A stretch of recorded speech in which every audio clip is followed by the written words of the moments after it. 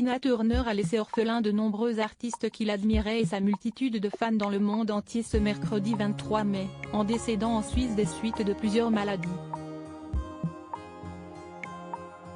Beyoncé, en concert à Paris ce vendredi 26 mai, lui a d'ailleurs rendu un hommage appuyé pendant son tour de chant.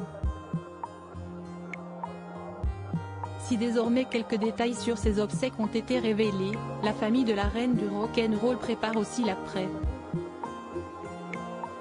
Son époux, Erwin Bach, songerait, en effet, à son héritage.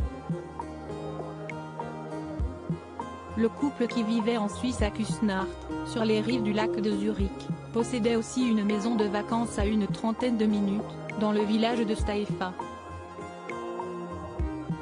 D'après le journal The Mirror ce samedi 27 mai, il souhaiterait le transformer en musée, afin d'y exposer les souvenirs de la carrière de la superstar.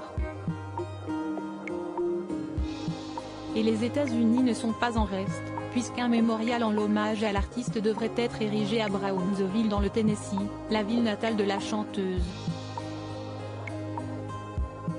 Une statue de Tina Turner aux États-Unis selon le site TMZ, Bill Rolls Jr., le maire de la ville a indiqué qu'une statue à l'effigie de Tina Turner allait être exposée dans le Heritage Park, près du lycée fréquenté par l'artiste dans son adolescence. Lorsque Tina montait sur scène, elle s'appropriait la scène. Nous voulons que cette statue représente cette passion, a confié le maire, avant d'ajouter sur l'impact qu'a eu l'artiste aux plus de 200 millions d'albums vendus, Tina était une source d'inspiration pour le monde entier. Elle a montré aux habitants de Brownsville que, quel que soit votre point de départ, si est vous qui possédez l'issue de votre histoire. En ce qui concerne ses obsèques, son ancien assistant personnel pendant plus de 20 ans, Eddie Hampton Armani, a indiqué au Mirror qu'elle devrait se faire dans la plus stricte intimité, elle ne voulait pas de grandes funérailles publiques. Elle voulait être incinérée et je m'attends à ce que ce soit une petite cérémonie très privée.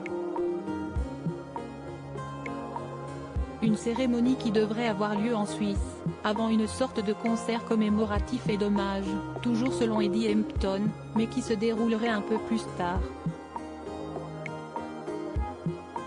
Article écrit avec la collaboration de 6 médias Crédit Photo, Walter.